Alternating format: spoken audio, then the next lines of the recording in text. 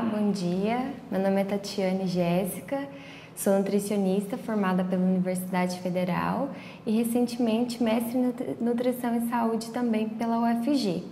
E hoje nós vamos conversar um pouquinho sobre diabetes mellitus. Então, a diabetes é conhecida como um grupo de doenças metabólicas caracterizadas por hiperglicemia e associadas a complicações, disfunções e insuficiências de vários órgãos, como os olhos, rins, nervos, cérebro, coração e os vasos sanguíneos. É descrita, conhecida por ocorrer defeitos de secreção e da ação da insulina envolvendo processos patogênicos específicos, como destruição das células betas do pâncreas, que são as produtoras de insulina, resistência à ação da insulina, distúrbios da secreção da insulina e entre outros. Além disso, a diabetes é um importante e crescente problema de saúde pública mundial.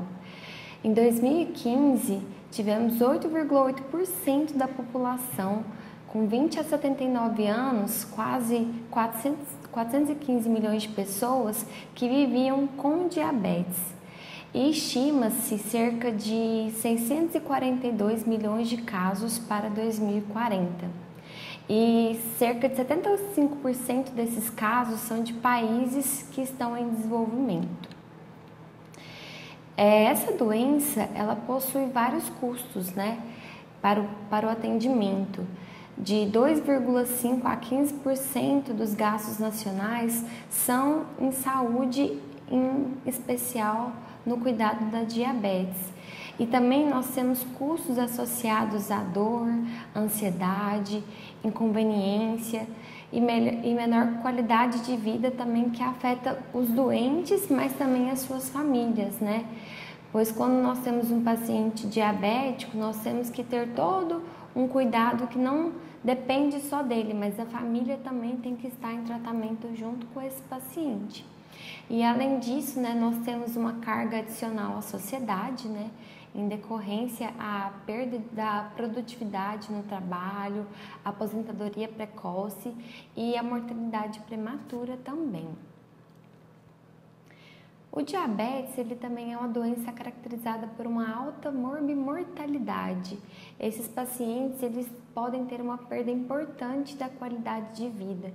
Então, a diabetes é uma das principais causas de mortalidade, Insuficiência renal, amputação de membros inferiores, cegueira e também doença cardiovascular. Então, no Brasil, esse é um dado que nós trouxemos da Federação Internacional de Diabetes.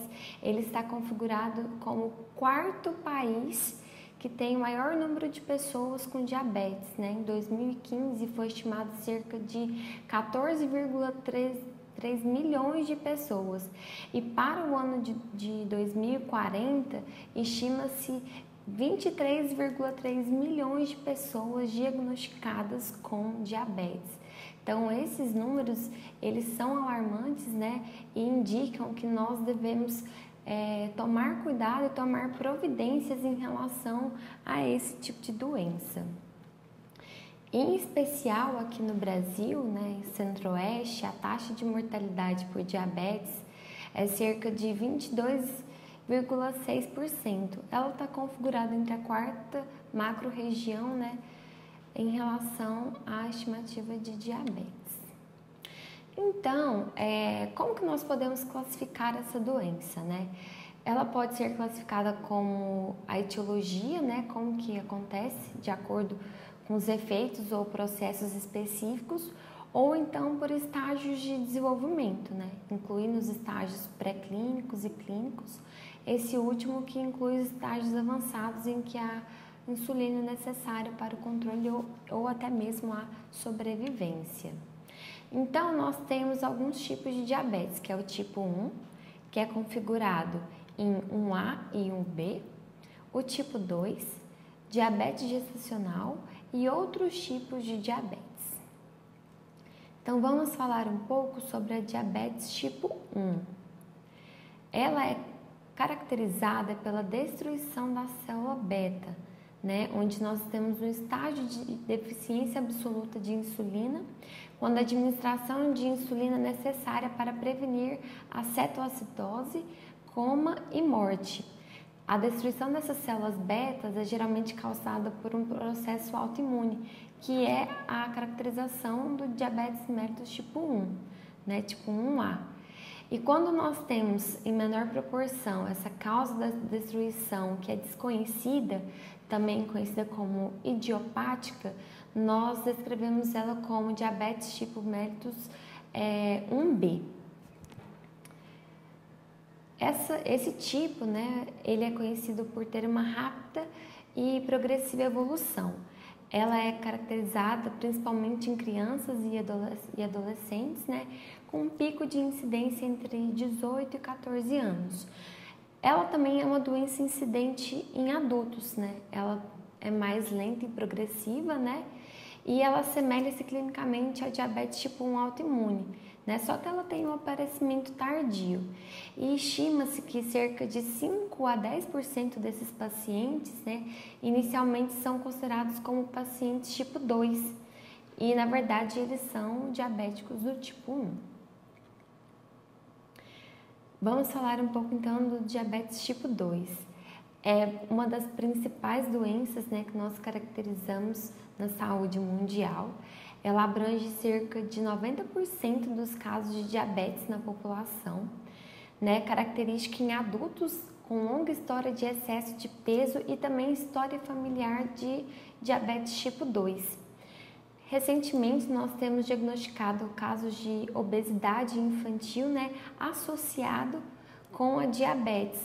Então, nós percebemos que não interfere, né, não atinge apenas adultos, mas crianças também. E ela é caracterizada pelo estado de resistência dessa ação da insulina. Né? Nós até temos essa produção da insulina no nosso organismo, mas o que acontece? Ela não consegue entrar, né, por exemplo, nos nossos músculos, no fígado, para ela ser utilizada no formato de energia. E também essa hiperglicemia que é causada, ela pode ser assintomática por vários anos. Ou seja, a pessoa pode ter diabetes e ela não sentir nada, né? E nem falar, não tenho diabetes, mas se você for fazer os exames necessários, aí você faz o diagnóstico da doença dessa pessoa. Nós temos também a diabetes gestacional, né? Que é uma hiperglicemia diagnosticada na gravidez. E ela tem uma intensidade variada, né? Ela é resolvida no período pós-parto, né? E ela pode retornar depois em grande parte dos casos, né? E o diagnóstico é um pouco controverso. Segundo a Organização Mundial de Saúde, a diabetes gestacional ela é detectada com os mesmos procedimentos da diabetes normal, né? Utilizando os mesmos parâmetros do indicativo da diabetes ou então de tolerância à glicose diminuída. E quais são os fatores de risco associados a essa diabetes gestacional? Né? Temos a idade materna avançada, o sobrepeso e obesidade ou ganho excessivo de peso na gravidez atual, deposição central excessiva de gordura corporal, história familiar de diabetes, crescimento fetal excessivo, né? Hipertensão ou pré-eclâmpsia na gravidez atual. Antecedentes obstétricos de comportamento de repetição, malformação, morte fetal neonatal, síndrome de ovários policísticos e também baixas estaturas. Então, esses fatores de risco, eles são interessantes, né? Principalmente para as mulheres estarem observando, né? Para terem uma gravidez sem problemas, sem complicações. E nós também temos outros tipos de diabetes, né, como os monogênicos, diabetes neonatal, secundário a endocrinopatias, secundários a doenças do pâncreas, secundários a infecções e secundários a medicamentos. Esses outros tipos de diabetes, eles são menos recorrentes, né? Então nós só descrevemos. O principal mesmo tipo de diabetes que nós encontramos, e como eu havia mencionado, é o tipo 2, que representa cerca de 90%, né, das pessoas atingidas. Então aqui nós escrevemos também os estágios de desenvolvimento, né, do diabetes. E aqui nós colocamos, né, destacamos o estágio, né? Essa normoglicemia é que a nossa glicemia ela está normal, como deveria estar. E essa hiperglicemia que seria os valores acima da normalidade. Então aqui em relação aos eventos clínicos que levam à suspeita da diabetes, né? Então, quais são as principais características que esse paciente meu diabético chega para eu poder realizar esse diagnóstico?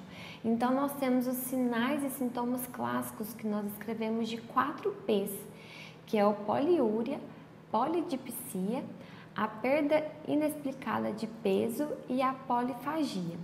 E outros sintomas menos específicos, mas também descritos, né, em casos clínicos e também na literatura, nós temos a fadiga, a fraqueza, a letargia, a visão turva, né, o podrido vulvar ou cutâneo, que são várias feridinhas ao longo do corpo, complicações crônicas, né, intercorrentes, como proteinúria, neuropatia diabética, né, caracterizada por câimbras, parestesias, dor nos membros inferiores, né, a retinopatia diabética, que interfere na nossa retina, né, do olho, catarata, né, infarto agudo do miocárdio, acidente vascular encefálico, doença vascular periférica e outras infecções de repetições. Então, todos esses sinais, né, são bastante clássicos no nosso paciente diabético e que nós devemos ter atenção e cuidado a todos esses sinais para fazer, né, o nosso cuidado do nosso paciente de forma correta. Então, quais são os critérios laboratoriais para o diagnóstico, né, de normoglicemia, pré-diabetes e diabetes? Então, você vai fazer o seu exame de sangue normal, né, o seu exame de rotina. E geralmente os exames que são solicitados são glicose de jejum, né, glicose 2 horas após sobrecarga com 75 mg de glicose. E depois nós avaliamos essa glicose 120 minutos depois. A glicose é o acaso e a hemoglobina glicada. Então, o que nós esperamos de uma normoglicemia, né? Ou seja, a glicemia normal. No exame de glicose em jejum, ela deve estar menor do que 100. Na glicose de 2 horas, né, ela tem que estar menor do que 140. E a hemoglobina glicada tem que estar menor do que 5,7. Essa hemoglobina glicada, ela é um exame bastante interessante e fidedigno, pois ela avalia a nossa taxa de glicose de 3 a 4 meses atrás. Então, nós podemos ter uma inferência melhor em relação a diabetes desse meu paciente com base, né, na hemoglobina glicada. E nos pacientes que nós destacamos como pré-diabetes, né, ou risco aumentado para DM. Então, a glicose de jejum, os valores devem estar entre 100 e 126, a glicose de 2 horas 140 e 200 e a hemoglobina glicada entre 5,7 e 6,5. E o interessante desse paciente que ele é pré-diabético, né, ele pode reverter essa situação, ele pode melhorar, né, a sua glicemia com algumas estratégias nutricionais, com medicamentos e com atividades físicas que eu vou informar posteriormente. E uma vez com diabetes já estabelecido, é uma doença que é para o resto da vida. Então, por isso nós temos que tomar todo esse cuidado com o nosso paciente, ainda mais se ele já tiver o diagnóstico, né? Ah, você é pré-diabético, para ele não evoluir, né, para esse diabetes estabelecido. Então, para o diabetes, nós consideramos a glicose em jejum acima de 126, a glicose de 2 horas após essa sobrecarga com 75 gramas de glicose acima de 200, né? Glicose ao acaso também acima de 200 e hemoglobina glicada acima de 6,5. Então, em relação, continuando nesses critérios laborais para o diagnóstico de diabetes, nós também utilizamos os sintomas, né, como eu havia mencionado anteriormente, que é a poliúria, polidipsia, polifagia ou perda de peso inexplicado associado com algum desses exames citados, que é a glicemia casual e acima de 200 miligramas, né, realizada a qualquer hora do dia, independente do horário das refeições, ou então a glicemia de jejum acima de 126, ou a glicemia acima de 2 horas, acima de 200, né, miligramas. Então, quais são os outros exames, né, que nós devemos atentar com esse paciente que é recém-diagnosticado com diabetes? Não é só olhar esses parâmetros em relação à glicemia, mas é interessante também, além da glicemia de jejum ou a hemoglobina glicada, nós realizarmos testes de colesterol total, o HDL, os triglicerídeos, né, a creatinina sérica em adultos, exame de urina para verificar infecção urinária, proteinúria, corpos cetônicos, sedimentos, né? E também a microalbuminúria, principalmente em diabetes tipo 2, TSH e o ecocardiograma em adultos, que é o exame do coração. Então, todos esses exames são interessantes até para nós partirmos para o plano terapêutico da diabetes, né? Onde nós vamos estar utilizando o controle glicêmico, com base na mudança de estilo de vida e na farmacoterapia, né? Nessa mudança de estilo de vida, nós temos a alimentação e atividade física e também a prevenção de complicações crônicas, né? Que são intervenções preventivas e metabólicas cardiovasculares e também detecção e tratamento de complicações crônicas no diabetes. Então, nós temos algumas metas para esse controle glicêmico, metabólico e cardiovascular também. Eu vou até explicar um pouco mais na frente, porque a diabetes ela está configurada como uma doença associada a outras comorbidades, como por exemplo a obesidade, a doenças cardiovasculares, né, como pressão alta, o colesterol alto. Então, quando eu já tenho a diabetes instalada, ela já é um fator de risco para o aparecimento de outras doenças e que podem caracterizar também a síndrome metabólica. Então, todo o cuidado que nós devemos ter nessa doença é de extrema relevância. Então, por exemplo, nós temos que adequar um plano alimentar, né? Uma alimentação adequada e saudável. Esse paciente também, se ele estiver acima do peso e com excesso de peso, é interessante ele procurar um nutricionista, né? Para ele poder fazer um acompanhamento para reduzir o peso, né? E, consequentemente, reduzir os riscos dessa doença. Uma atividade física com 30 minutos por dia, né? Ou então 1 hora por dia para ter essa perda ou então a manutenção do peso. Nós indicamos não fumar e estar atentos aos exames, né, que eu havia relatado, que é hemoglobina, glicemia de jejum, colesterol LDL, HDL, a pressão arterial também, estar sempre em monitoramento e também vacinação de outras doenças e prevenir infecções.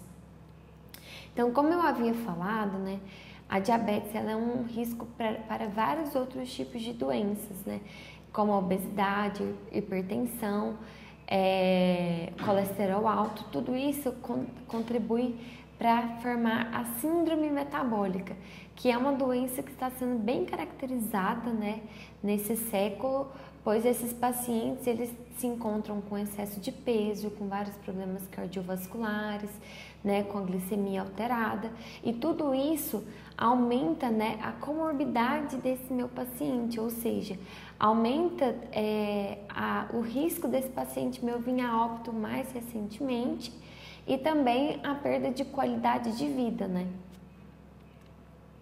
Além disso, Em relação especificamente à diabetes, nós temos outras complicações que é próprio da doença, né? Obesidade, doenças cardiovasculares, são outras patologias associadas. Mas em especial na diabetes, nós podemos ter algumas complicações. E até quando eu estava realizando meu estágio no Hospital das Clínicas, em Goiânia, eu fiquei no ambulatório de diabetes, né, de doenças endócrinas, e é bem relatado, é bem característico, né, essas complicações dos pacientes, pois como é uma doença que não tem vários sintomas bem característicos, né, como de dor em relação a isso, os pacientes acabam não tendo um cuidado devido. E o que pode, né, causar? A retinopatia, a cegueira, né? Esses pacientes ficam com a visão muito prejudicada e eles podem até ter essa perda total da visão. Doenças cardiovasculares também, a nefropatia, ou seja, os rins eles começam a entrar em falência e tem muitos pacientes que podem chegar a realizar hemodiálise, né? O rim fica tão debilitado que o paciente começa a ter que frequentar as sessões de hemodiálise 3 vezes da semana. E isso entra no que eu havia mencionado anteriormente, né? Que é a perda de qualidade de vida desse paciente. Que uma vez também que ele perde essa função do rim, e começa a fazer hemodiálise, é um tratamento que tem que ser realizado toda semana, pois o rim eles não consegue, né, realizar a sua atividade normalmente. E todo esse deslocamento, toda essa parte de vir fazer hemodiálise, né, quebra totalmente a rotina desse meu paciente e também é uma consequência para a família, né, que esse paciente meu ele não pode ficar sozinho. Ressecamento e redução da cicatrização, né? Esses pacientes, eles têm uma certa dificuldade até para realizar procedimentos cirúrgicos, né? Devido a essa redução da cicatrização. E também é bem clássico, né? O pé diabético que tem a diminuição da sensibilidade, né? Nós temos a neuropatia diabética que o meu paciente, ele começa a perder a sensibilidade das extremidades, né? E o pé diabético, como o pé, né, descrito como um membro que quase não tem cuidado, esses pacientes eles podem machucar o pé e aí entra a parte de ressecamento e dificuldade de cicatrização associado com a neuropatia e esse pé meu começa a ser necrosado, né? Ele começa a virar uma carne morta. E aí o que a gente tem que fazer? Tem que amputar esse paciente. Então, é bem clássico também nós encontrarmos, né, esse paciente com dedos amputados ou até o pé devido a essas complicações da doença, né? A periodonite também, a saúde bucal desse paciente fica bastante prejudicada. Então, não é só em relação à parte do açúcar estar alto no nosso sangue, mas as consequências de que esse excesso pode trazer. Então, é bem interessante a gente conscientizar dessas complicações para o nosso paciente, para ele ver que se ele não tomar cuidado em relação à diabetes, ele vai ter uma menor qualidade de vida e uma maior taxa de mortalidade, ou seja, esse paciente meu ele tem maior risco de morrer. Então, o que a gente pode fazer, né, para melhorar essa qualidade de vida do meu paciente, para que ele não chegue com a glicemia tão alterada? Então, uma das nossas alternativas, né, e que são bastante eficazes, nós temos a alimentação e a atividade física. Também temos descrita a farmacoterapia, né, mas como nutricionista eu vou focar mais nessa parte da mudança no estilo de vida. Então, como que vai ser esse planejamento alimentar do meu paciente diabético? Então, quais vão ser os objetivos principais? Né? Manter os níveis glicêmicos, né, o peso e os lipídios entre bom e aceitável, adaptando a ingestão alimentar à medicação, né? Se caso esse paciente meu estiver utilizando. E também a rotina de vida do meu paciente. Nós, nutricionistas, temos que elaborar um plano que seja de acordo com a realidade do nosso paciente, né? Tanto a realidade da rotina, das preferências alimentares, das condições climáticas e também das condições econômicas do nosso paciente. E esse plano alimentar, ele deve fornecer energia e nutrientes para manutenção, recuperação ou redução de peso e, além disso, atender às necessidades metabólicas, né, durante a gestação e lactação, se caso esse paciente estiver também na diabetes gestacional. E, além disso, promover o ajuste dietético para prevenção e tratamento das complicações agudas e crônicas do diabetes que eu mencionei anteriormente. Então, eu vou falar um pouco agora sobre algumas orientações nutricionais, em especial para o meu paciente diabético tipo 2, porque é um tipo de diabetes caracterizada mais pelo comportamento desse meu paciente, porque a diabetes tipo 1 ela está associada, né, quando não tem a produção da insulina. Então, esse paciente ele tem que tomar a insulina, né? Então, é algo mais em relação ao organismo do que ao estilo de vida desse paciente, diferente, né, do tipo 2. Então, o que nós podemos, né, recomendar? Que a quantidade energética ingerida deve ser adequada à atividade física.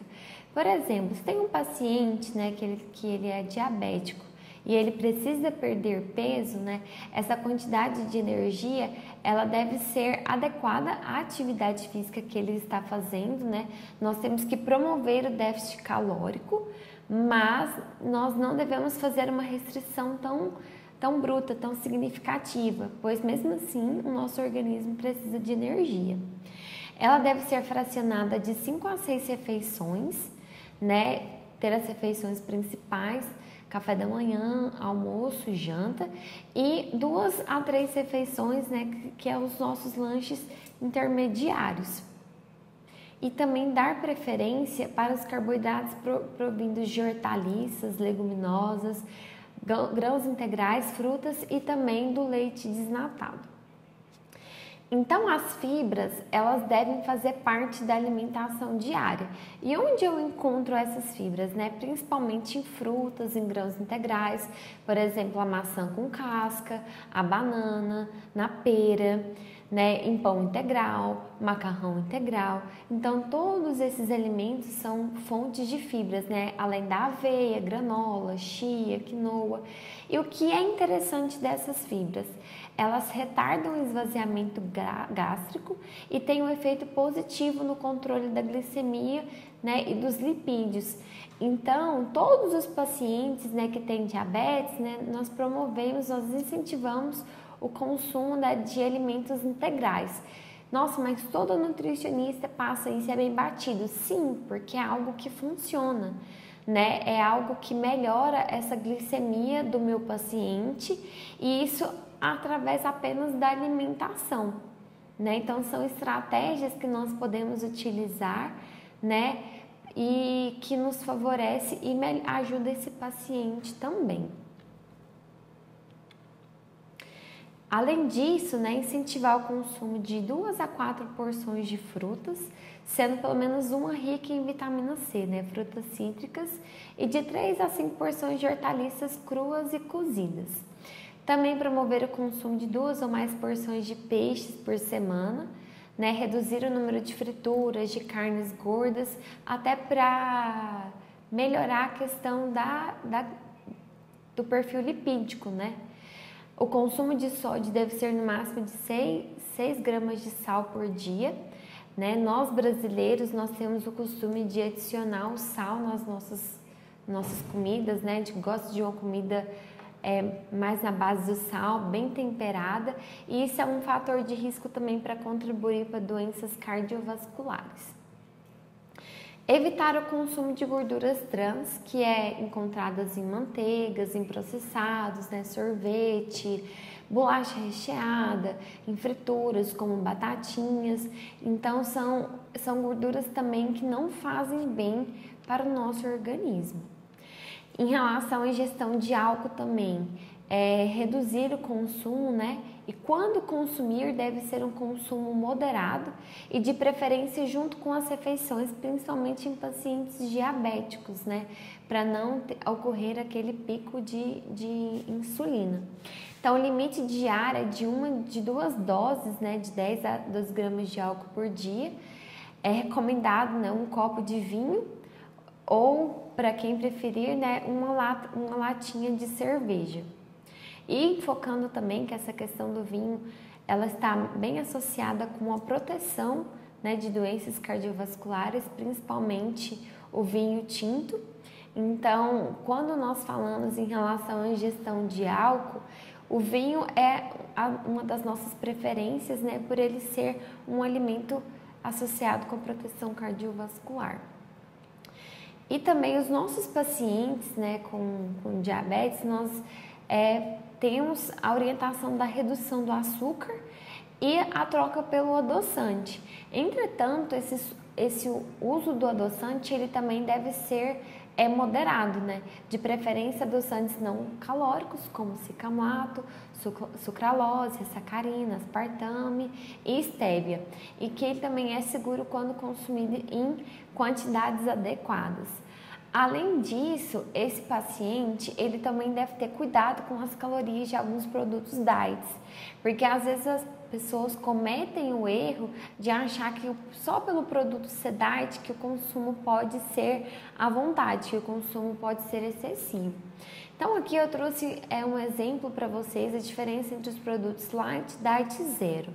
No primeiro exemplo, nós temos o alimento tradicional, que ele tem as quantidades normais de gordura saturada, colesterol e açúcar. E geralmente, né, nós temos o produto tradicional e o produto da mesma marca, só que ele diet ou zero. Quando nós falamos que um alimento é diet ou zero, é um componente ausente. Aqui, por exemplo, o açúcar ele é ausente, então nós utilizamos o adoçante. E aí, quando acontece essa ausência de alimento, nós temos que tomar cuidado, pois às vezes, para fazer o método de compensação, pode ser que as calorias estejam aumentadas, né? Ou então algum outro componente esteja aumentado para que esse alimento seja diet ou então zero. E o alimento light é um componente reduzido, né? Não precisa ser necessariamente de açúcar, mas ele pode ser um light de sódio, pode ser um light de calorias. Então é muito interessante, né, nós promovermos a leitura dos rótulos, né, dos alimentos, para que os indivíduos tenham, né, mais autonomia e saibam realmente aquilo que está consumindo. Então aqui nós temos também o índice glicêmico, né? O pessoal fala bastante de índice glicêmico e a carga glicêmica. Aqui no slide ele ficou um pouquinho alterado, mas isso não irá atrapalhar, né? Nosso índice, o que é esse índice glicêmico? É o valor que permite classificar os alimentos de acordo com a velocidade de uma quantidade fixa de carboidrato disponível que provoca na glicemia. O que é isso? É a velocidade de absorção do meu carboidrato. Então, nós vamos ter um alimento, né, de baixo, médio e alto índice glicêmico. Então, esses alimentos de alto índice glicêmico, eles aumentam a glicemia rapidamente. E esses alimentos de baixo índice glicêmico, ele aumenta a glicemia só que de forma gradativa, né, que evita esses picos de insulina. Então, esses alimentos que possuem alto índice glicêmico, eles promovem uma menor saciedade e eles estão associados com maior índice de diabetes e também de resistência à insulina. Então, o que é a carga glicêmica, né? É o produto da quantidade de carboidratos disponíveis, né, na porção do índice glicêmico do alimento dividido por 100. Então, a carga glicêmica, ela vai informar, né, ela é medida através de uma equação essa quantidade da associação do índice glicêmico e o teor de carboidrato disponível na porção. E é importante também ressaltar que esse consumo a longo prazo de uma dieta com elevada carga glicêmica também está associado com o aumento do risco de desenvolvimento de diabetes e doenças cardiovasculares. Então, aqui eu trouxe para vocês a classificação dos alimentos de acordo com o índice e a carga glicêmica. Então, para o alimento ter um índice glicêmico baixo, ele tem que ser menor do que 55, médio de 55 a 69 e alto acima de 70. E a carga glicêmica baixa menor do que 10, média de 11 a 19 e carga alta maior do que 20. Então aqui eu trouxe uns alimentos só para vocês verem, né, para a gente exemplificar os alimentos que têm baixo índice glicêmico, médio e alto. Então, como baixo índice glicêmico, nós temos a maçã, o leite integral, o feijão, a laranja. Aí, por exemplo, o arroz parbolizado aqui, ele já tem uma carga glicêmica média, né? O mamão, ele também configura como um índice glicêmico médio. A Coca-Cola tem uma carga glicêmica média também. E aqui eu trouxe até um interessante, né? A melancia e a cenoura, elas têm um índice glicêmico alto. Então, meus pacientes diabéticos, né? Esses pacientes diabéticos, eles têm que tomar cuidado com o consumo desses alimentos. Claro que nós temos que levar em consideração a quantidade, né, de gramas. Aqui, por exemplo, são 80 gramas de cenoura. Geralmente as pessoas não consomem essa quantidade crua, mas são alimentos, né, como a batata também e o pão branco que contribuem para o índice glicêmico alto. Então, para esses pacientes meus diabéticos, nós temos que monitorar esses alimentos. Outra estratégia nutricional, né, bastante utilizada em ambulatório, no consultório, é a contagem de carboidrato. Né? Ela é uma estratégia nutricional onde contata as gramas de carboidrato que é ingerido, né, mantendo essa normoglicemia. Então, nós avaliamos a quantidade total de carboidrato, não a qualidade desse carboidrato. Nós não vemos se é um carboidrato de rápida absorção, né, como um arroz, um pão, um macarrão, ou se ele é um tipo de fibra, né, que está associado com pão integral ou uma maçã com casca. Nós não estamos avaliando isso, nós estamos avaliando só a quantidade total de carboidrato. Então, ele é um método em que o paciente ele vai se conscientizar o que eleva a sua glicemia, né, que torna mais fácil a intervenção. E é até interessante porque o paciente ele tem mais conhecimento daquilo que ele está comendo e daquilo que pode contribuir, né, para melhorar ou para piorar a sua glicemia. E ela também é uma forma adequada, né, de controle glicêmico, e essa contagem é feita por gramas. Então, onde que eu vou olhar nessas gramas? Geralmente nos rótulos dos alimentos, né? Geralmente lá está escrito quantidade de carboidratos em 200 ml ou em 100 gramas, e aí é outra prática, né, para incentivar, que é a leitura dos rótulos, que é algo que não acontece muito, principalmente entre os brasileiros, que a gente não sabe o que a gente consome. Tem vários nomes escritos e a gente não sabe definir se aquilo é bom ou não para a nossa alimentação. Então, a título de interesse, nós temos um livro, né, disponibilizado pela Sociedade Brasileira de Diabetes, que é o Manual de Contagem de Carboidratos para Pessoas com Diabetes. Então, esse livro, né, ele está disponível, eu até deixei o link do lado para quem tiver interesse, né, em ler, em conhecer um pouco mais sobre como faz essa contagem de carboidrato. Ele é um livro de uma linguagem bem simples e bastante acessível, né? Quem quiser ler, seja algum acompanhante ou cuidador de uma pessoa diabética, ele é muito interessante. Então, aqui também eu trouxe alguns mitos, né, em relação à pessoa diabética, né? Quanto menos eu comer, mais facilmente, né, eu vou controlar a minha glicemia. Não, não é assim. Para nós mantermos, né, a glicemia constante, né, do meu paciente, para ele ter essa normoglicemia, ele tem que comer igual nós recomendamos, de 3 em 3 horas, para que nós podemos controlar essa taxa, né, de açúcar no sangue.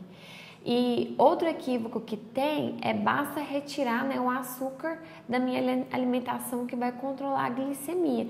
Não necessariamente, porque não é só, né, do açúcar que nós vamos ter carboidratos, né, que vai vir a nossa glicose. Nós também temos outras fontes.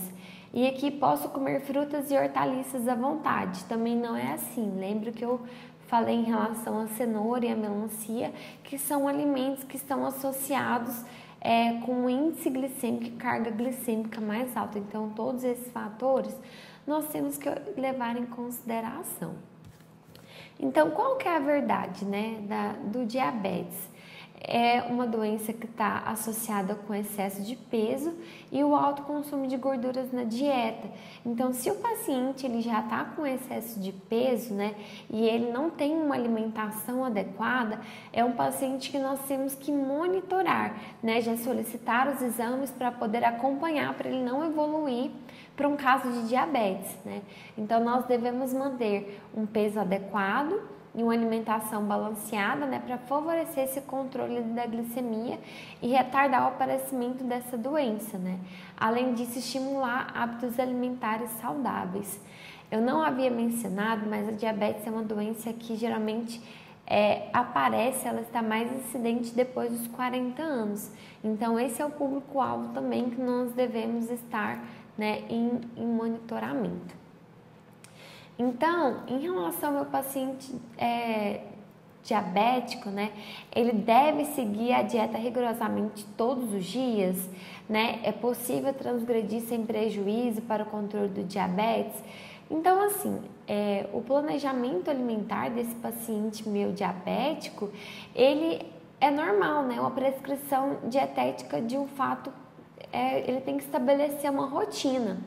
E como é uma doença do metabolismo, ela é influenciada diretamente, né, pela qualidade e pela quantidade de nutrientes.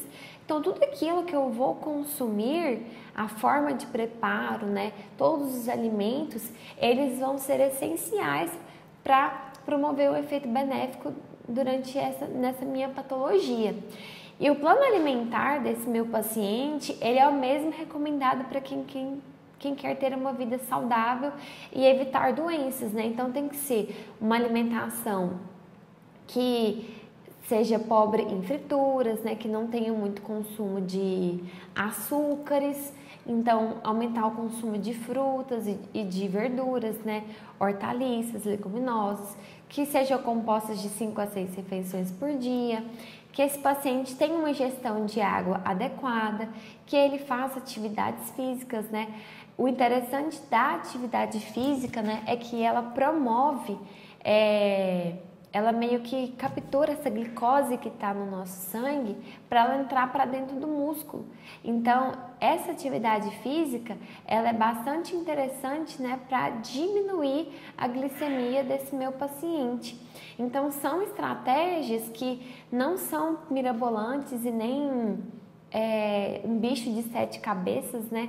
Toda pessoa que quiser, for procurar um nutricionista e quiser ter uma vida mais saudável, né?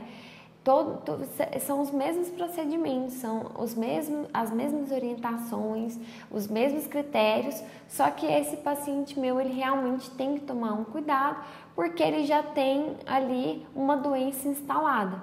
E como eu havia mencionado, uma vez que a doença já está instalada, não tem como voltar. E além disso, né, tem outros fatores associados, como eu havia mencionado, em relação a doenças cardiovasculares, né, em relação ao colesterol alto e outras complicações que não contribuem para a qualidade de vida do meu paciente. Então, a mensagem de hoje é para que nós tenhamos uma alimentação adequada e saudável. Ah, mas eu não tenho nenhum tipo de doença. Tudo bem, mas isso é uma medida preventiva, né? É melhor a gente prevenir uma doença do que tratar. porque quando você está tratando a doença, são vários custos e não envolve só a parte, né, financeira, mas também toda a questão emocional, a questão social e psicológica desse paciente. Então, muito obrigada pela atenção de vocês. Eu espero que vocês tenham compreendido um pouco, né, sobre o que é a diabetes, que é uma das principais doenças, né? Eu acredito que todo mundo deve ter ou um avô, avó ou tia que tem esse diagnóstico de diabetes, né? Então, se você já tem isso na sua família, se você já tem algum, principalmente um parente de primeiro grau, que vocês tomem cuidado, fiquem atentos, porque é uma doença, né, em relação ao tipo 2, que está associada com o comportamento, né? O que você faz de atividade física, como que é a sua alimentação, ingestão de bebida alcoólica, o fumo, né, o estresse, então todos esses fatores associados. Então, muito obrigada e até a próxima.